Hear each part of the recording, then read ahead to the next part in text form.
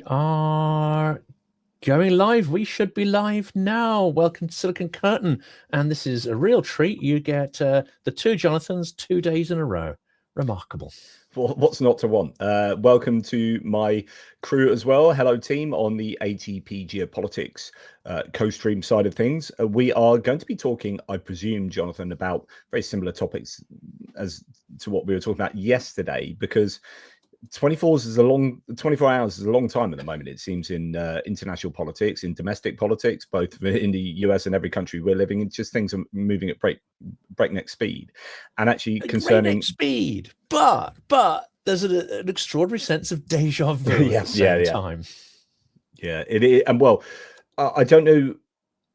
Okay, to start things off, Jonathan, I'm going to say I'm exceptionally angry again.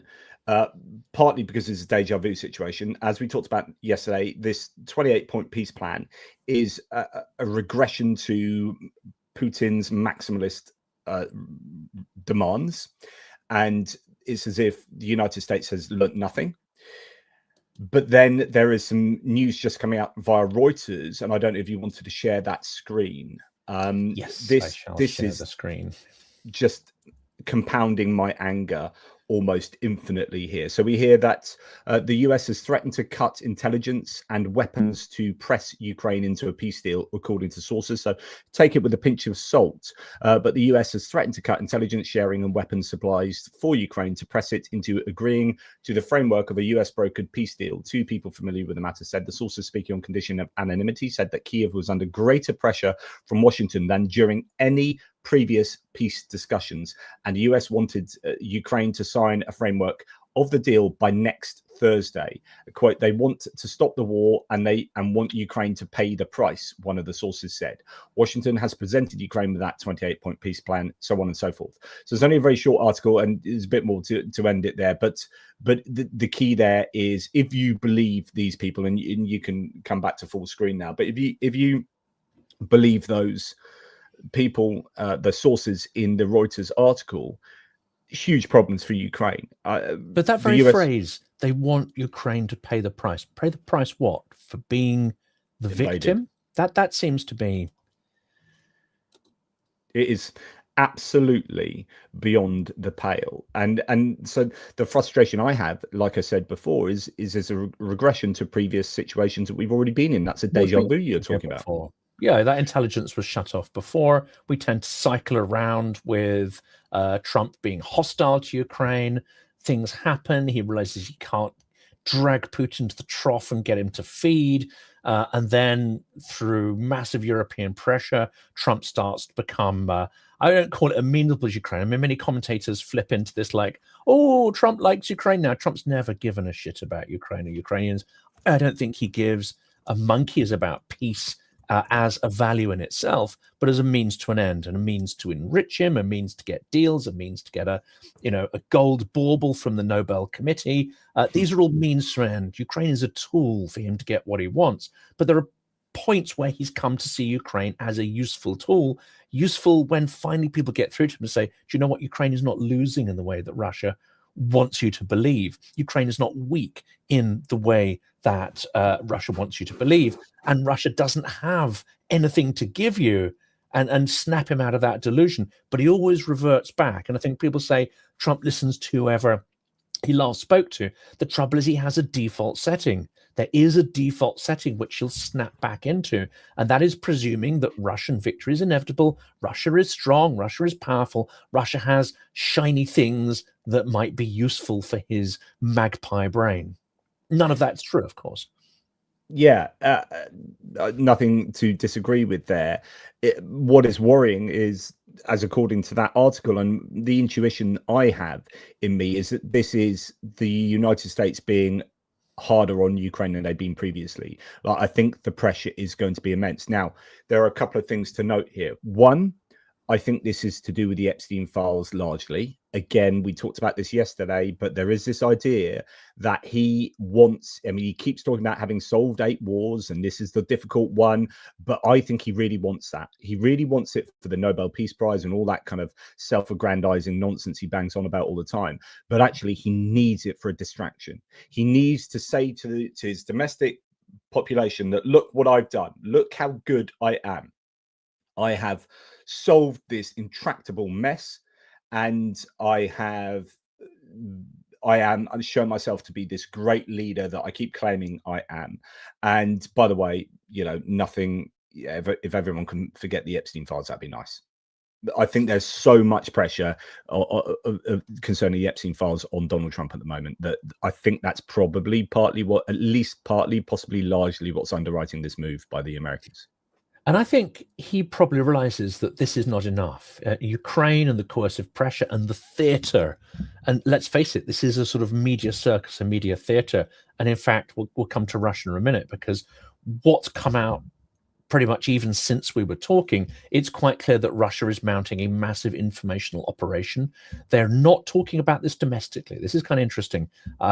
Listening to various commentators, including Mark Galeotti this morning, there's not much play being made of this in internal Russian media or papers, but there is apparently a sort of fairly substantial investment in trying to control and seed the narrative. We're now fairly certain that it was Kirill Dmitriev who injected an early draft, or a first draft, as it were, or a very filleted draft of this peace agreement, as it were, the 28 points, a very Kremlin-friendly one with any concession to Ukraine taken out. That was injected into the media sphere yesterday, and that's what we were discussing.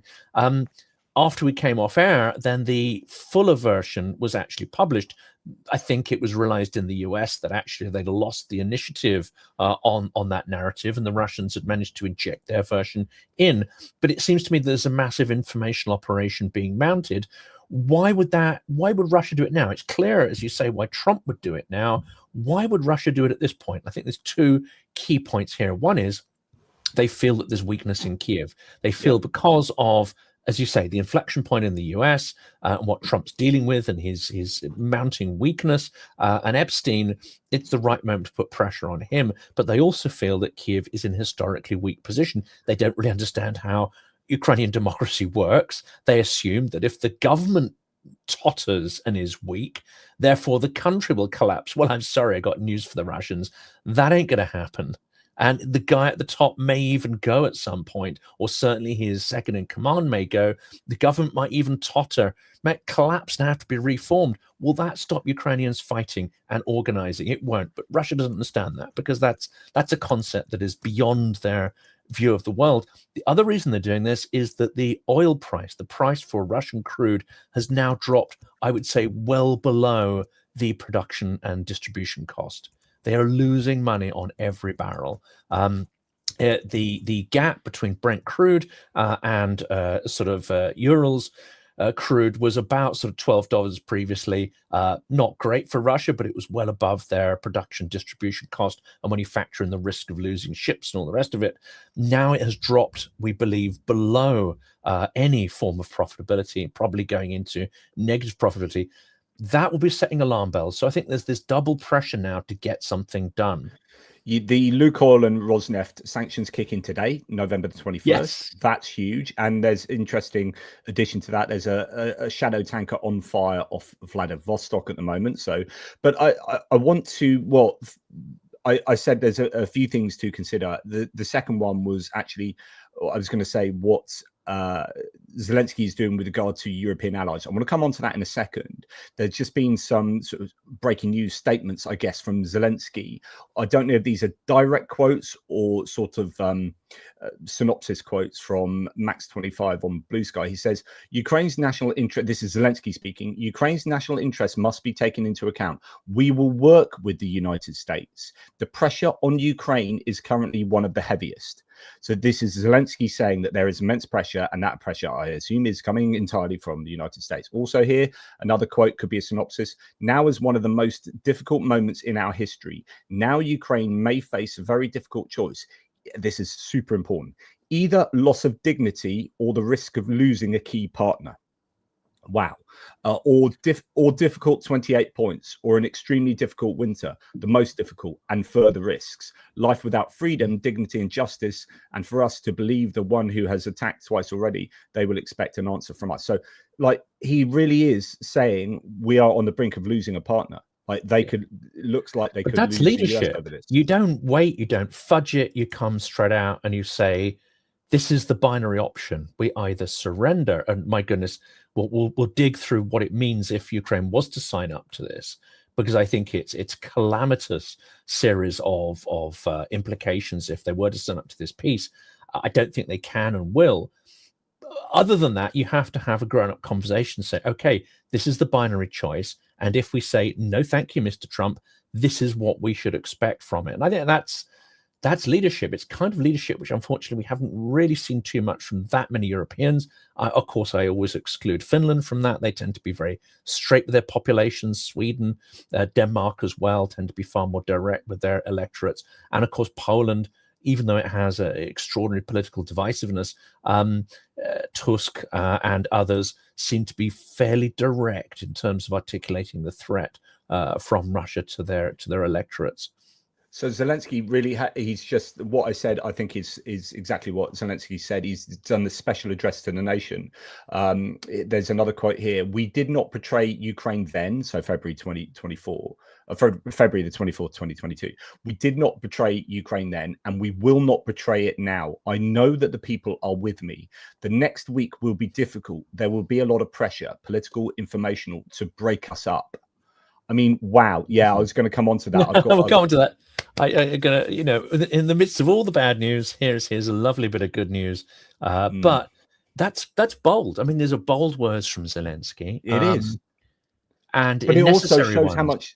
Yeah, it shows how much pressure the US really are putting on them. I mean, this is do or die, and it looks like. I mean, on the one hand, this might be good news that the US can just be cut off and we don't have to dilly-dally around pandering to Trump. Finally, and then Europe needs to make a bloody decision on which side it is, up Trump's arse or saving itself. But Jonathan, why have Europe been dilly-dallying around and pandering to Trump? Why? Because they're hoping that Trump comes back on side. So a final break with Trump. Well, also, I mean, analysts will tell you, though? Because we're dependent on US munitions. We haven't invested in our own security. Intelligence. So it's intelligence and munitions and capabilities, various capabilities. On the one hand, this is great. Could be a great opportunity to kind of cut the US loose from this whole conflict, and it becomes a European thing, and with not actually Canadian, Australian, New Zealand, it becomes an ally thing, and arguably the US just simply aren't allies anymore. But the problem there is vital intelligence that US provide that I don't think can be replaced. There, and that will include planes flying around. That will include all sorts of important things that the US does, and also logistics into Poland. There's still loads of weapons F-16s. I mean, there'll be certain parts they can source from Europe, but eventually, those machines are very component hungry, right? They need regular repairs or they drop out of the sky. I mean, this is all which is why doing a deal with France is a far better move, and weaning yourself off. But of course, those machines are not going to be in the field for a long time. The finances still need to be sorted out on those, and they won't get delivery of those Rafales until at least I guess late 26, 27, if they're lucky, if any of them start coming on stream. US putting out has other implications. What if US troops then pulled from Europe? What if we have further intelligence breakdowns? And the British have already withdrawn intelligence in the Caribbean because the suspicion there, of course, is that the US is committing what could be construed as war crimes. What if the intelligence relationships break down further? This could set off a cascade, which, let's face it, has been a long time building up. Yeah. So this is just a horrible dilemma. There seems to be potentially no good outcome to this. Like the US has well, and when I say the US, of course, I'm doing a short cut for the Trump administration. The Trump administration has put Ukraine in a really difficult situation where they either lose the United States and everything that US brings to the table, or they have a terrible, terrible deal that screws them over. Now, Zelensky's just said this as well. To that deal in a minute, but yeah, finish that thought, and then we'll pick through the Yeah, deal. so he said we need to get together, come to our senses, stop the bullshit, stop the political games. The state must work. The parliament of a warring country must work unitedly. So that's with reference to the corruption scandal. The government of a warring country must work effectively. So what you have had. So to finish my thought off from earlier, like the second thing to consider here is now he has gone straight to Europe. So he's spoken, I think, already to Starmer, Macron, and Merz, possibly all together. And you, I think, are going to see a European unity around Ukraine. That's then going to, I think, accentuate the rift in the EU with regard to Hungary. And then Slovakia, and Hungary and Slovakia as NATO members can then say, well, look, the US is going this other way. Well, like we're going with them, and then that breaks NATO up. So there are loads of unwanted ramifications to what's going on here. And this is all because the US is pressuring Zelensky with a completely unreasonable set of demands. This is it. And we have to understand, I mean, Zelensky will understand very keenly what would happen if he were to acquiesce to those demands. And let's be a little catastrophic at this point. And this is based on the idea that Zelensky knows that he cannot. He knows that he will not carry society with him. In the first instance, he has learnt that he cannot move forward unless he takes civil society with him. And the corruption scandal actually in the summer shows that when he tried to preemptively, I think, or where I suspect Yermak was trying to get him to shut down NABU, the two anti-corruption organizations, using the line that they've been infiltrated by Russian special ops or intelligence services to fragment the country. I think Zelensky was spun quite a compelling story that actually there's Russian infiltration everywhere and you cannot trust any of these things. We have to take control of it, blah, blah, blah. I somewhat suspect that Yermak almost certainly knew details of the scandal that was being building. So this is a huge and extensive piece of research that has been done into the Ukrenerga, or the atomic one scandal, not Ukrenerga. Energoatom. Energoatom, that's it. He would have had at least some inkling that was going on. Now, he's not been directly implicated in it, although there's some dotted line to some dubious property investment, one of which has his name on. But I think he may have thought that by shielding his friends and associates, possibly even himself, he could shut that down, nip it in the bud by getting these corruption agencies, putting a lid on it. That hasn't worked. I mean, Zelensky obviously needs to take control of that, but I think he's still being fed narratives about, Russian conspiracy behind every door. But I think he's intelligent enough to say that if he doesn't take action now, both internally within the government, but also to not go down the path of this agreement, he can still, bring things together. But if he doesn't, and if he were to give in and say, okay, well, we have to sign this because we're under coercion, what might happen? I think he would be ousted. I think the government would collapse and he'd be ousted because nobody in Ukraine who's fighting, who has relatives fighting, who understands what these moral values mean and what it means to preserve Ukrainian sovereignty, everything they fought for, and all the Russian bullshit, which most people in Ukraine now understand and can see through, they would see it as an absolute betrayal. I don't think any Ukrainian leader that signed up to even half or even 1% of what's in this 28-point plan would survive as a government. They'd be gone, and they certainly couldn't get any kind of referendum on it. And I also think that Zelensky would have to have some form of go to the people or referendum before such a deal were to be accepted anyway. I want to just make an announcement that I am 2 days too late, I have to say. I'm going to record straight after this live stream an explainer on the corruption scandal. It's going to be somewhat uncomfortable viewing, but it will give hopefully a really good explanation of what has happened with regard to the corruption scandal and the details thereof. So please check that out when it drops sometime later today. Thank you very much to Benny Pie, who's actually done all the research for me on that one. I was unable to have the time, and people don't like hearing that though. And expect a lot of aggrieved pro-Ukraine people saying, this is not the time. I mean, I Ukrainians think we need to themselves understand have what's to, going on to understand yeah. why people are making the decisions they're making. But it is going to be uncomfortable. But it's about what they do with it going forward. I mean, part of the thing about corruption scandals in democracies is when they are revealed, that is democracy working, right? Or it's the mechanisms of democracy working. Like you kind of need to worry when they're not revealed, in a sense. I mean, it's great there's no corruption, at least so you think, but actually, at least they've got these agencies that are bringing these to the fore. So that is a good functioning going on there. Now, Well, Benny yeah. Pie, speaking of Benny Pie, he said, given Zelensky's recent drop in popularity due to this scandal, so his popularity's precipitously dropped, will this affect his authority and mandate to fight Ukraine's corner? Now, my opinion, and was it Yuri that said this yesterday, but I don't know, Jonathan, but my opinion is that the nation will probably get behind him at a time when the US is putting all this pressure on, that with the corruption scandal, Yes. if he is not implicated at all himself, then I think that while they might drop in kind of he might drop in objective popularity ratings, the rally round the flag effect will, I think that, there's no other viable option other than him at the moment. And people will rally around. They will, and they are putting pressure on him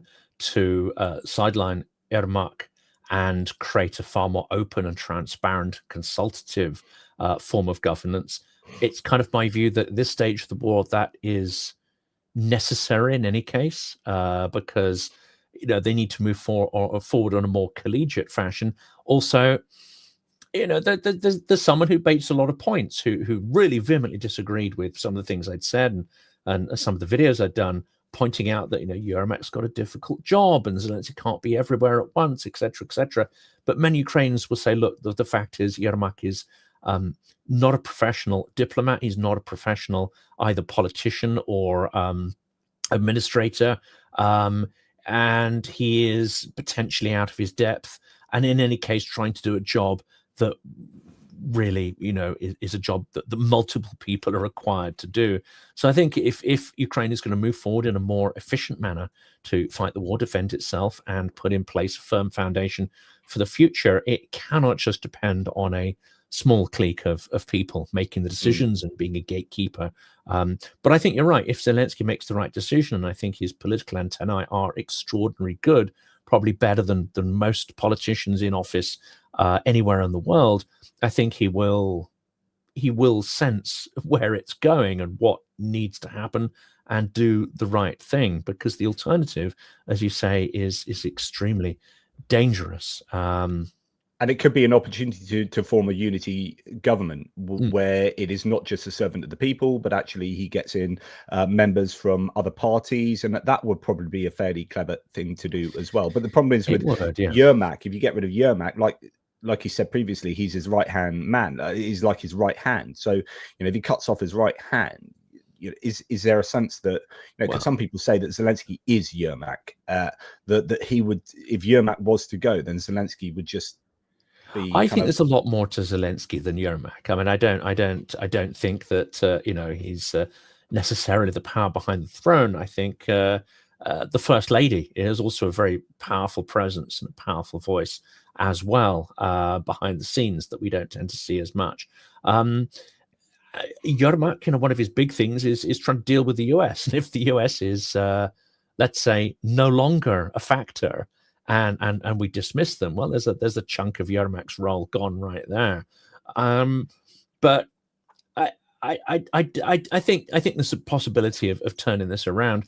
I mean, my friend Joe Lindsley made the point, I think it's a very, very good one, that you cannot limit a government of national unity just to the Rada, just to politicians. I think the strength of Ukraine's resistance and resilience since 2014 has in large part depended on civic society, on technologists, entrepreneurs, and people from other walks of life.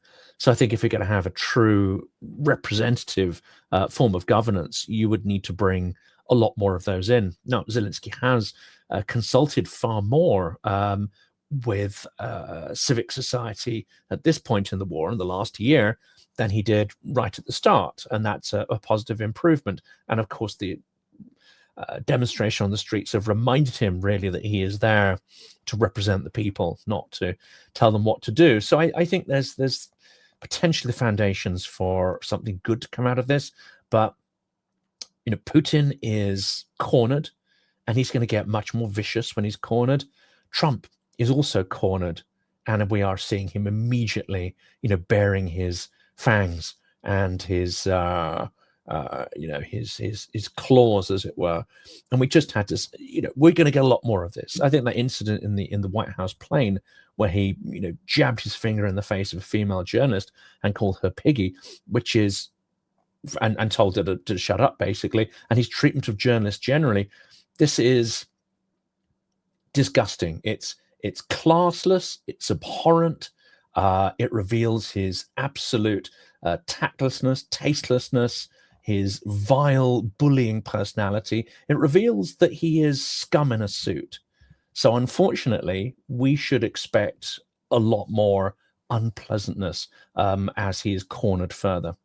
Anecdote as it is, Tim White has just said, wow, I looked at a couple of channels where Zelensky's speech was reposted and the replies are vitriolic towards the president, even worse than imagined. It's not scientific, but for instance, Exile Nova is a patriotic, apolitical page and it's 85% against Zelensky. So that's interesting because that should be a speech where he's standing up. It seems to be a speech where he's like kind of stood up to the United States. I know that's just anecdotal, but I wonder if he's really going to struggle to thread the needle here. I mean, there's so much going on. I just can't believe. I think it's largely going to come down as well to how Europe treats the United States, whether the kid gloves are going to come off with regard to European leaders and they stand up to Trump and say, this is not acceptable. You cannot make these demands on Ukraine, or whether they're still going to try and massage Trump to the same conclusion, but how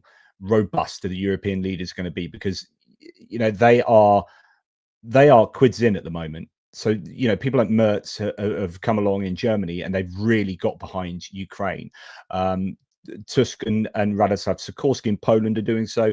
Macron, for what it's worth, is doing so, although he's got a very interesting political landscape. Starmer really has as well, and I think they there's the AfD in Germany. I think we've got three scenarios of extreme fragility, not least the UK, where Lieutenant Colonel Farage is. Well, do you want to show that link I've got? Yes. Show this. So the news that's come in is that the former Reform leaders, or Reform, for those who don't know, are the UK right-wing populist movement that now include slightly wider umbrella than just sort of right-wingness, but they are the equivalent to AfD in Germany and Rassemblement National in France. They are they had this Welsh leader, Nathan Gill, who was a friend of Nigel Farage, although Farage denied it and now he accepts it, and he's been found guilty for taking bribes essentially from Russia, and now he's been sentenced, and that's a 10.5-year sentence, which is significant, I think, and that's good news. That is good news for like the UK making a statement there, or our judicial system making a statement. This guy goes down for 10.5 years. My position now is, well, Nigel Farage said exactly the same sort of things as this guy, and this guy was saying them because he was getting paid. So why is Nigel Farage been saying those exact same things in the exact same places at the exact same time? Like, he needs to be investigated. My position would be very clearly, Nigel Farage needs to be investigated for connections to Russia. He almost had a show on Russia Today. He's been on there something like 17 times plus. He says all the same talking points. Payments he got, by the way. We don't know how much he got paid for numerous RT experiences, shows, as it were, appearances. That could be interesting. Yeah, and I think Nigel Farage needs to be investigated for an awful lot of things at the moment. And it's fascinating that Farage actually turns up. You can put us on big screen again. Farage turns up in the Epstein files as well as showing this link between. So for those who don't know, Steve Bannon, who used to be the guy behind Donald Trump in Trump 1.0, the beginning at least of Trump 1.0, Steve Bannon, if you remember the SNL sketches, he was a guy standing behind Donald Trump with a Grim Reaper's scythe and cloak. Steve Bannon was then left the White House, kind of sort of kicked out the White House but he went to Europe afterwards to form a network of far-right populist parties to make sure, in his view, that Europe would eschew the European Union and would become this right-wing populist mecca. So he was connecting people like AfD to Rassemblement National and whatever. And he was in, I think, Italy for some time, Steve Bannon. So he is formalizing. This was literally a formal project of, I forget what the movement was called, the network was called. But Farage was in on that. And even though supposedly Epstein was this Democrat, Epstein was facilitating this as well. So anyway, Farage has formally been involved with people like Steve Bannon, which, you know, in my opinion, it should mean that Farage should be touched at most with a 20-foot barge pole. Yeah, absolutely.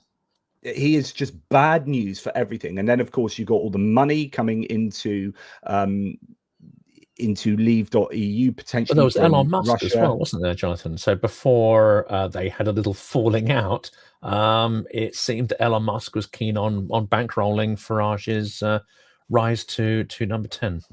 Yep. And you've got Aaron Banks, who's involved with Brexit, his money from Russia, his involvement meeting Russian ambassadors. There's an awful lot of stuff that needs to be investigated in the United Kingdom with regard to our populist right being fully in bed with the Russians and nefarious people around the world. And I think people are afraid to attack Farage because he's so powerful at the moment in terms of public perception. But I think he needs to be bloody investigated. There's something doesn't add up, or the other way around. Actually, an awful lot does add up. But it does add up. Follow the money is always the thing there. I won't name any names, but there are a number of extraordinarily accomplished journalists in the UK who are investigating the money trail that leads. Peter Jukes is one of the more visible ones now, but Carol Cadwallader.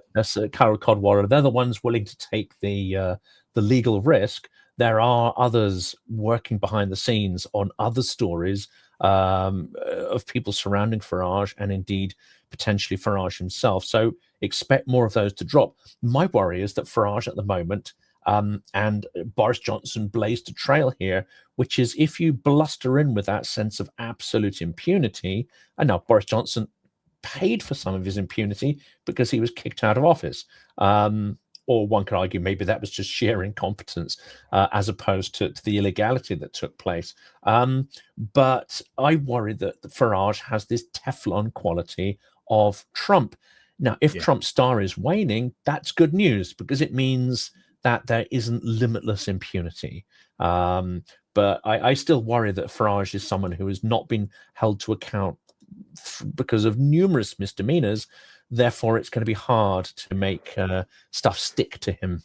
You're getting a lot of reform adjacent people, analysts, or reporters, people on GB News, people associated with reform saying, openly asking the question. This has happened a number of times. Someone else was talking about this the other day, saying that people are now out in the open saying, do you think the Britain, because it's so broken under the present government, so they claim it's so broken, do you think we need a Trump?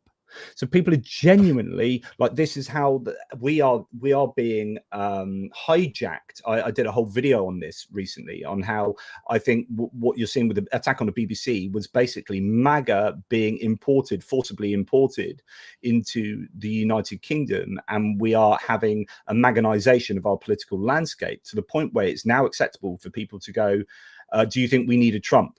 Well, no. Have you seen what Trump has done? I mean, honestly, mate, like, really? That's the guy that's your go-to guy?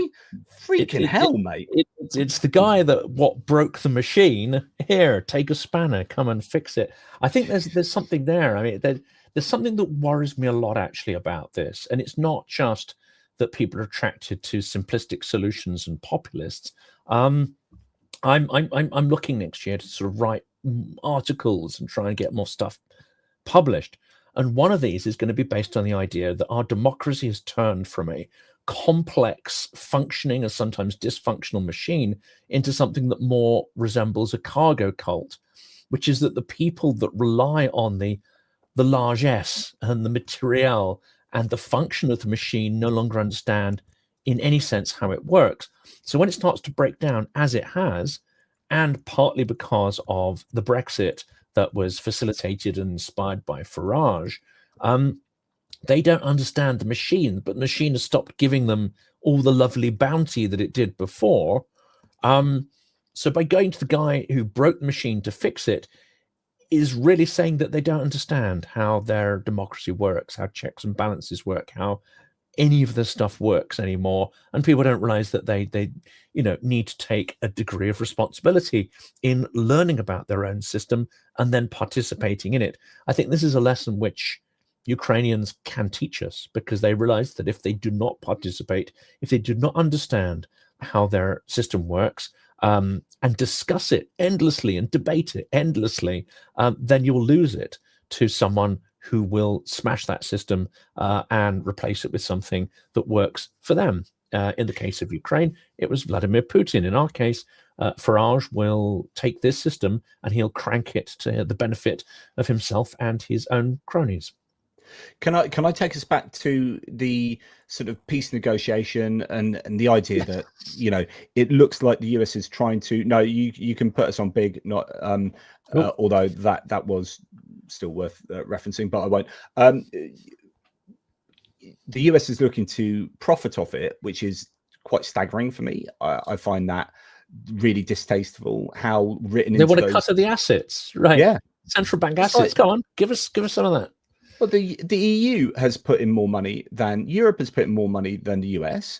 You could say, and per capita, somewhere like Norway and Sweden and Denmark have, and all the Baltic nations. So, you know, why aren't they getting cut? It's absolutely outrageous. But anyway, that wasn't what I was going to say. Someone asked this question in a live stream as well.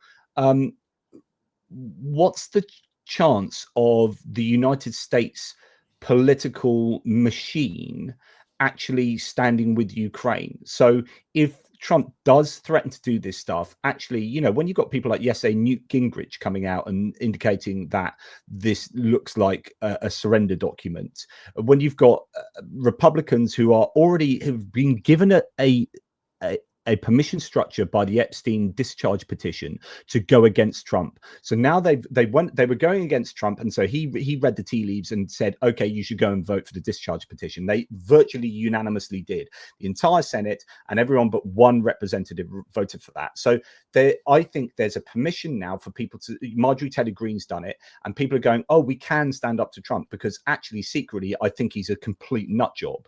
So there is a chance that actually if the US goes, right, we're going to punish Ukraine for not signing up to this deal ASAP, for this horrendous deal, we're going to pull our military support, and we're going to pull our intel, you might get people from within the machine, like I talked about yesterday, kicking up a fuss there, and you might get Republican and Democrat senators and representatives go absolutely batshit crazy. And that might, you know, that might happen. I think what you're getting to is the heart of what Russia's purpose in this actually is. And this has been curiously absent from almost all the commentary that I've been, imbibing the last sort of few hours. It's all focusing on the internal political situation in the US, what Trump said, etc., the factions. And I think that's fair to try and figure out what's going on. Then there's some commentary about Europeans being weak and whatever. Almost no one is saying, hang on a second, Putin cannot end this war. Why can't he not end this war? Because he would have hundreds and hundreds of thousands of psychopathic and traumatized sort of rapey soldiers returning to Russia, not only causing chaos, but potentially challenging his regime and control. Plus, the questions will be asked, what was this all for, etc. His survival is intimately tied with keeping the war, or at least some sense of confrontation, going. And he needs that constant drip, drip, drip of news war. He's needed it since 2014. We forget that. But the Russian informational ecosystem has been absolutely dependent, like a crack addict, on war and hatred since 2014. And it's no coincidence that also coincides, of course, with Maidan, but also 2012, there was the most significant challenge to Putin's power in the Bolotnaya protests. So he is addicted like 1984, Big Brother, to this eternal warfare. So there's no concept of it stopping. There's no concept of peace coming from Putin. He needs confrontation, whether that's direct on the ground in Ukraine or whether that morphs into a scaled up hybrid war or whatever it happens to be. He cannot exist without any of this stuff. There's very little discussion of that, whether Putin actually wants peace. Because if we conclude that really he doesn't want peace, and that is the most likely scenario here, it means that what we're seeing unfold at the moment is a psychological operation designed to distract, designed to divide allies, designed to divide Ukraine from the US, Europe from the US, collapse NATO, etc. Well, hang on a second. That seems to be working quite well. This may be the point. Division, distraction, and collapse of alliances is the point, not peace or humiliation through peace. Because looking at those conditions, he probably didn't expect Ukraine to sign up to it. Another thing to add to understanding why Zelensky's just come out and gave the speech that he did, I understand that the speech that Zelensky gave, and I've quoted some of what he said to you, which is very strong and very much talking about, well, it's either this or it's that or it's that, like a very stark dilemma, and it's looking like we could lose our mates here, as in the US. That apparently took place, that speech, he recorded it straight after the telephone call with JD Vance. So he's on the call to JD Vance, who's a vice president who we already know doesn't like Ukraine. You already know he's got that kind of Project 2025 isolationist bent to him, and speaks to Zelensky. Zelensky gets off the phone. It's obviously bad. It's obviously bad news on the phone to JD Vance that the US is going for it, and he says that pretty stark message to the country, where essentially we've got to stick together, and we've got this choice, or this choice, and hopefully, Europe just stands up with Ukraine and for Ukraine and for our own security, of course. And I think there are some people I was speaking to who got a little forewarning of some of the stuff that was likely to be in these peace documents and the conversations that were going to happen around them. And these are hardened people who've been through the various cycles of Trump, soft appeasement, hard appeasement of Russia, whatever. They said they were horrified and shocked by what they saw and what was about to land. I suspect we haven't even seen all of it yet. I mean, you could, if you're being as charitable as possible, you say that this is a starting place, right? And then you can work from here. It's not all set in stone. And kind of that's how the Americans are trying to sell it. But the starting place is Russian maximalism. So it's as if the Americans have just gone, right, whatever Kirill Dmitriev said, and then we put on some security guarantees. But of course, like I said in my video this morning, they keep talking about this is a big win for Zelensky, the security guarantees, and they are, like, looks like they're pretty robust security guarantees. But that's not like a concession. That's not a thing that Ukraine gets. That's a mechanism to stop the war returning. It's not a tangible gain. They're really robust. Who believes? I believe, like, they'd actually be put in place. Well, and how would it be put in place? Wait, would it trigger World War III if Russia sent a drone over and killed somebody? Would it trigger it if they sent 100 drones over? Would it, if they create some kind of, confrontation or provocation where they had to go and retake a piece of territory because of whatever, blah and blah? We know how this worked. I don't believe there are any security guarantees that can be provided while Russia still has a vast army parked on the territory of Ukraine with sort of, let's say, slightly indeterminate and amorphous borders. I just do not believe that's enforceable, and there's the will to enforce it. Possibly, but then you are just looking at security guarantees never being enforceable. I mean, just assume, though, for the sake of argument, these security guarantees are robust and they will work and blah blah blah. But it's the idea that this is what Ukraine get is security guarantees. This is what Russia gets: Donbass, half of Zaporizhia, half of Kherson, Crimea. No war crimes are going to be followed up. Sanctions lifted off.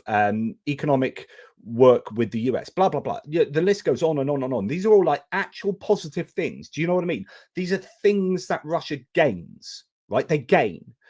security guarantees is not a thing. It's not a thing that Ukraine gains. So to balance these two things out, oh, well done, you get security guarantees, Ukraine. Meanwhile, Russia gets literally territory and let off all of this stuff, and loads of money coming their way from deals with the US. Is absolutely outrageous. It just makes me spit poison and fire and anger. The idea that there would be impunity for the crimes committed, that they wouldn't even, you know, okay, we're gonna, you know, everyone's forgiven for all the nasty stuff. And back in the G8, Ukraine didn't do any nasty stuff, and yeah, maybe we'll send a few children back, but actually, you don't know how many there are, and we're not going to tell you, and we've lost the records anyway. I mean, there's no sense of real justice here, which means that Ukrainians will not go for it. And then there's other things as well in there which are totally antithetical to a sovereign state. Having the Russian KGB spy church imposed on you, forced on you, having the Russian language made into a co-equal language on the territory. This means Ukraine is not sovereign. It's not an agreement which guarantees a sovereign Ukraine. It would create an emasculated Ukraine. Now, some people say, well, hang on a second, you know, Finland lost some of its territory, etc. And then you had Finlandization. There's nothing like the coercive controls in this agreement that Finland had to put up with there. And many Finns will tell you that, you know, living next door to Russia and having to have that sort of form of soft appeasement was bad enough. Yeah, I mean, it is absolutely outrageous, and you know, to then allow them back into the G8 and all of this stuff. I mean, legendary BBC journalist John Simpson has just said Putin was in danger of failing in his Ukraine war. Now the US peace plan gives him everything he wants. Even the parts of the Donbass troops were incapable of winning.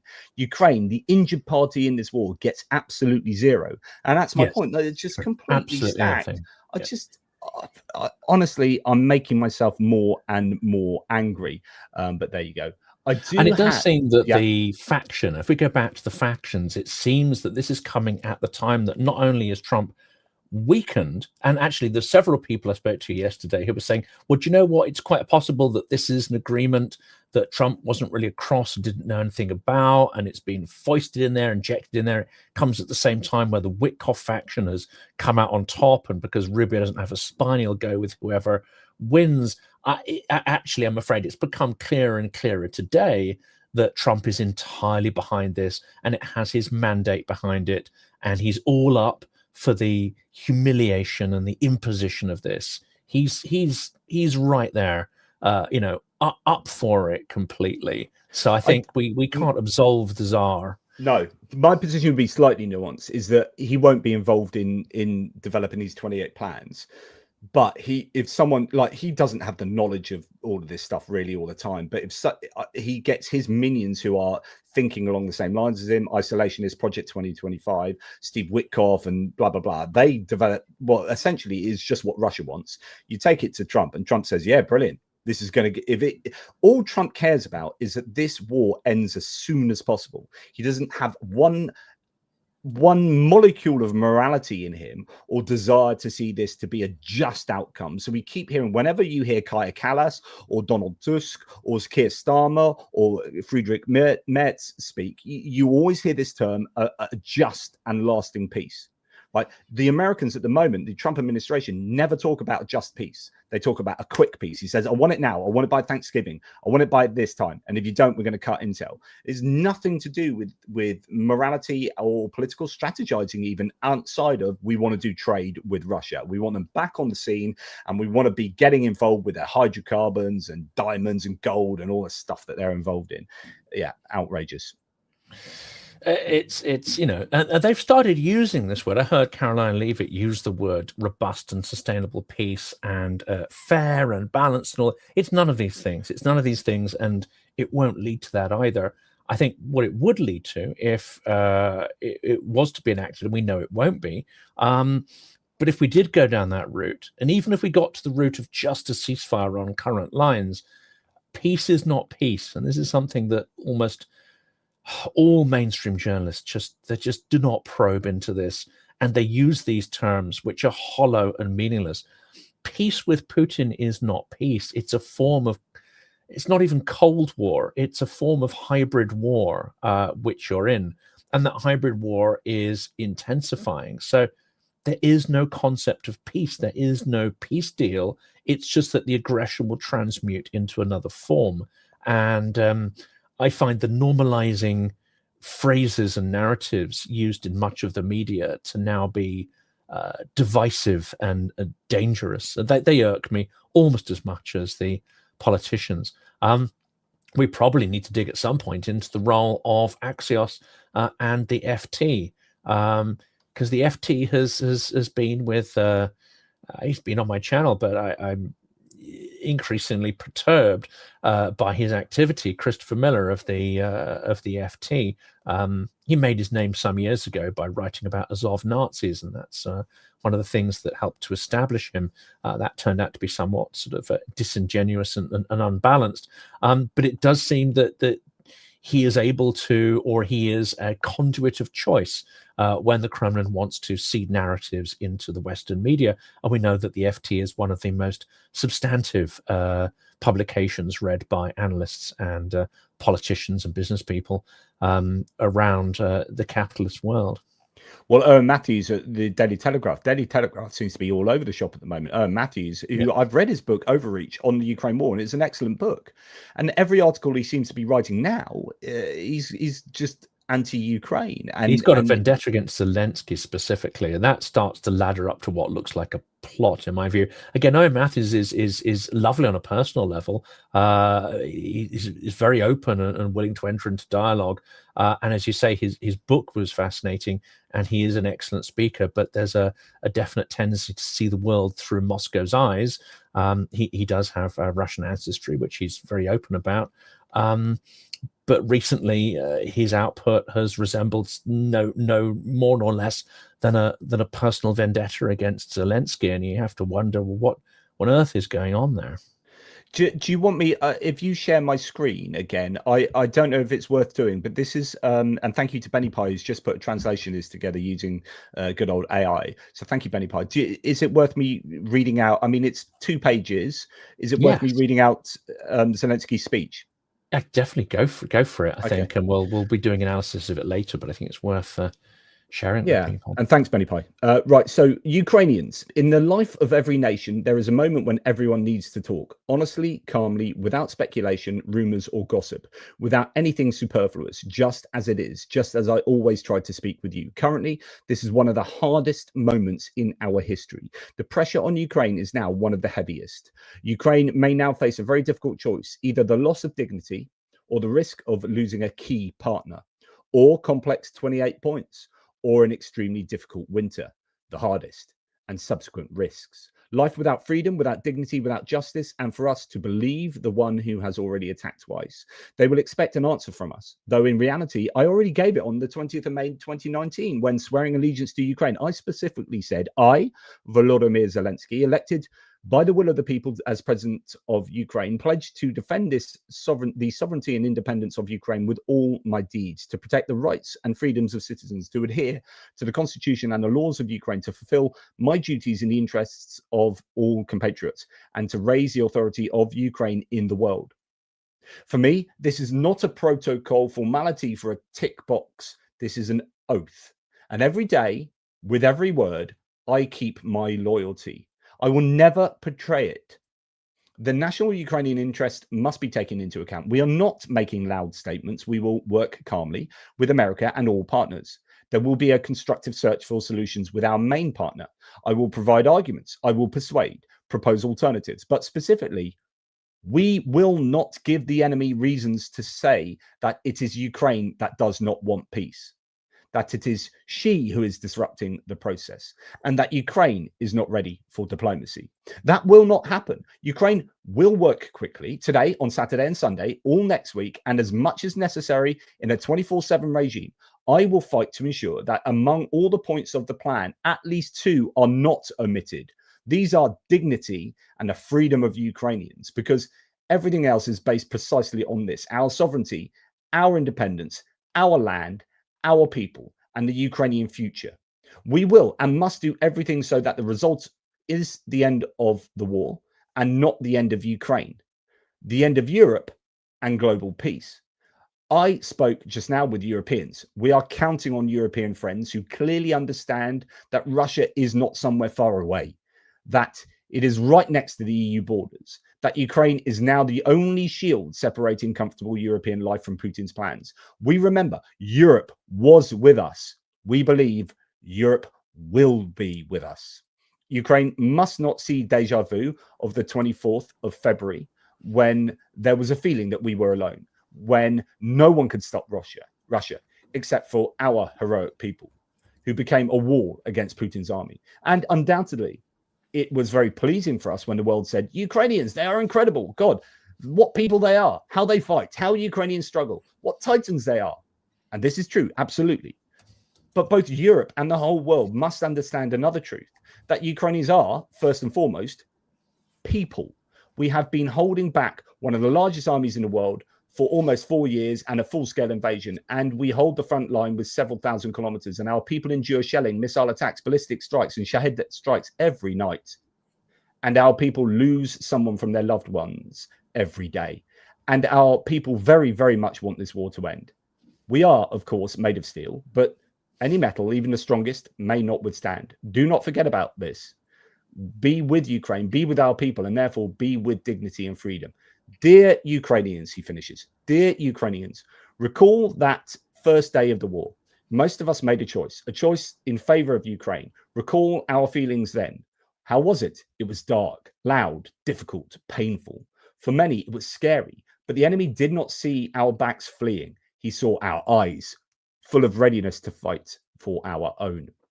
This is dignity. This is freedom.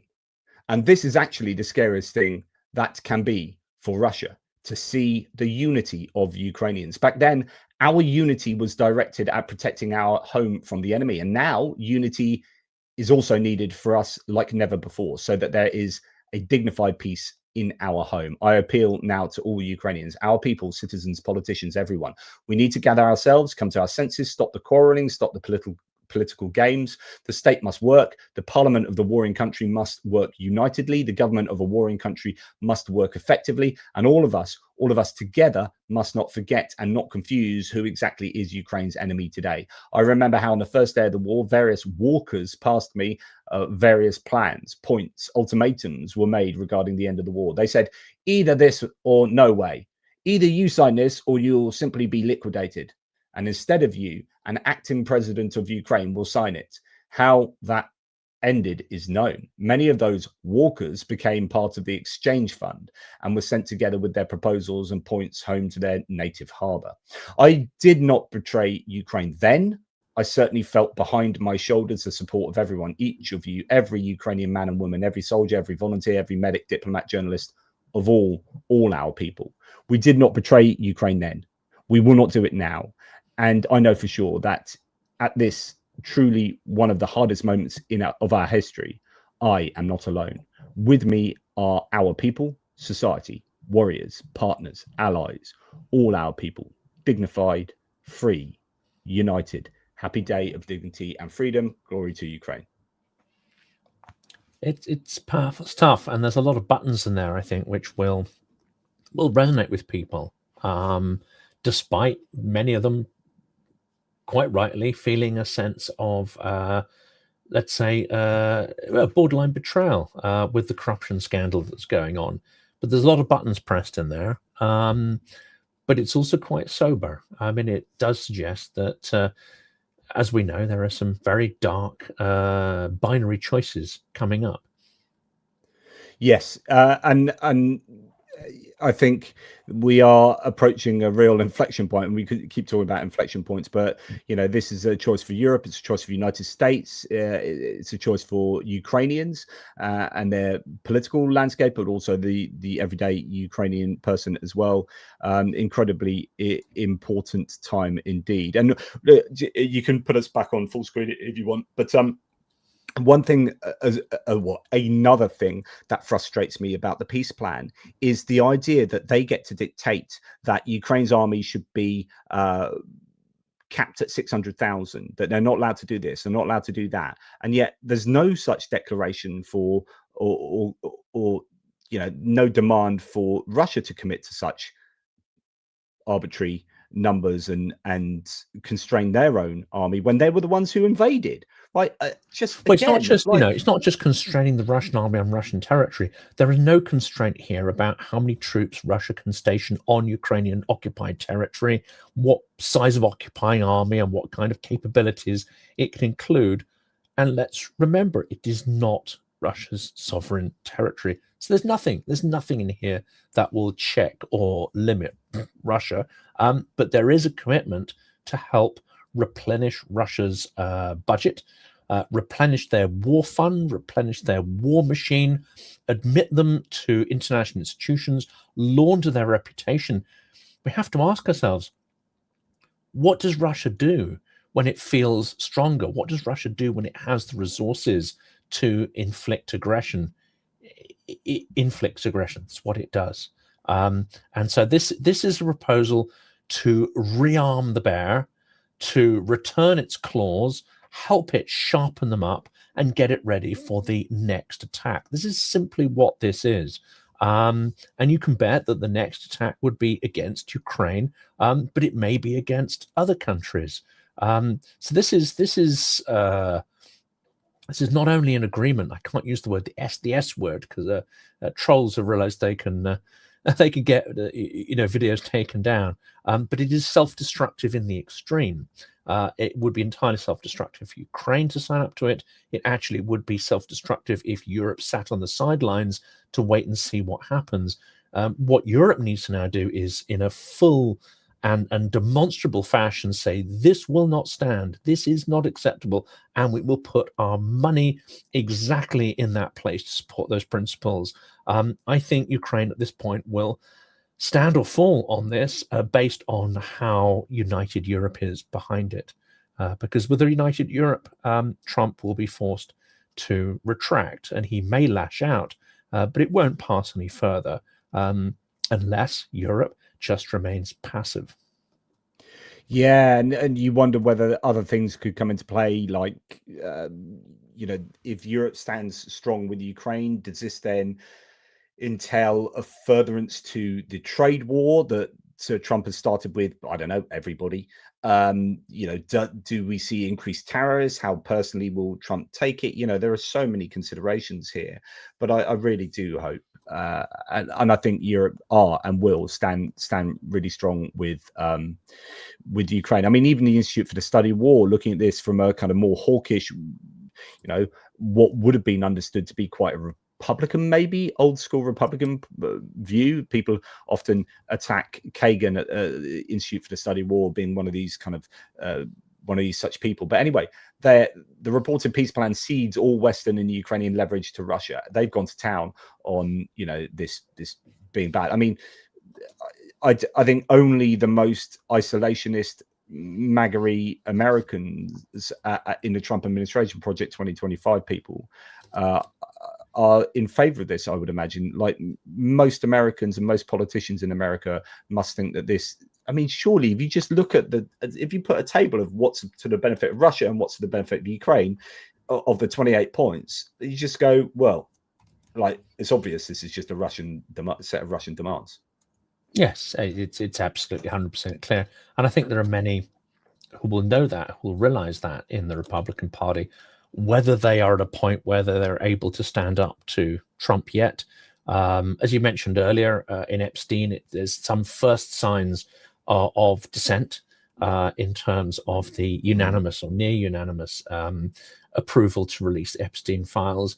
But I suspect we're not at that point yet where Trump's, not authority, because that's the wrong word, isn't it? Because he doesn't command respect, he commands fear. His fear still has some agency, I think, within the GOP, which means that those who are shocked and appalled, and many will be by this, even within MAGA circles, there are people who are going to look at this and go, well, hang on a second, this is weakness writ large. They may well say it in private, but I doubt whether many will come out and say it in public. I did say, and Viggo Holmson's pulled me up on this in a live chat, I did say Europe is united behind Ukraine. Of course, that's not strictly true because you've got Slovakia, Hungary, and then you've got divisions within those nations. But I was just talking about from, say, Ursula von der Leyen and Kaja Kallas to Donald Tusk and Radoslav Sikorski, to Keir Starmer and John Healey, to Emmanuel Macron, and even Giorgia Meloni, even Pedro Sanchez the other day in Spain. So I think there's a broad support for Ukraine, and probably not a lot of love for the United States as well, in terms of, if you're going to have European leaders picking a side here. At the end of the day, Trump has started a trade war with all of these countries in Europe, is hurting their economies, and yeah. So it is interesting times. By the way, what's happened to Greg Terry? Greg, no, yeah, people are asking there. No, Greg, it seems he's slept through his alarm clock. I'm not sure. It was fairly early in the morning for Greg, so we'll have to let him off that, and we'll try to get him on another time. I have removed him from the thumbnail, so he's been airbrushed from history there. Sorry, Greg. I haven't. I am clickbaiting him. I'm using him to drive more people to watch, because that's all I care about. Don't forget, that's what everyone's here for. What do they call it? The professor? Or do they mean Gerda? They probably mean Gerda. They mean Gerdas. Yeah. Well, we'll have to do another one of those, I think, early next week when it becomes clearer what on earth is going on. Get the prof in there and get Greg, because I think we can have a lively and robust discussion there. And are you saying that this is not lively and robust? Oh, is that what you're saying? No, it's not. No, I mean, we're broadly in alignment is what I meant. I mean, we're in alignment on pretty much everything. Whereas when we get the other two in, we have a healthy, bit of banter and disagreement. Let's put it that way. Yeah. You better not be dissing me. You better not be dissing me. This is lively and robust. This is lively and robust, but we are broadly in agreement. I don't think you couldn't fit a little bit of rice paper in between our points of view on most things.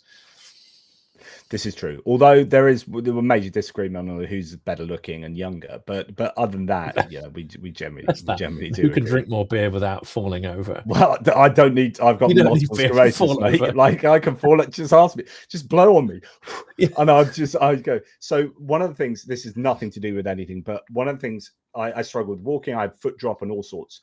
And I don't have a feedback loop. And when something brushes, if my foot brushes something as I'm walking, I can't steady myself and put your foot down. Most people can just put their feet down, and if I brush something that I'm not expecting, I just go.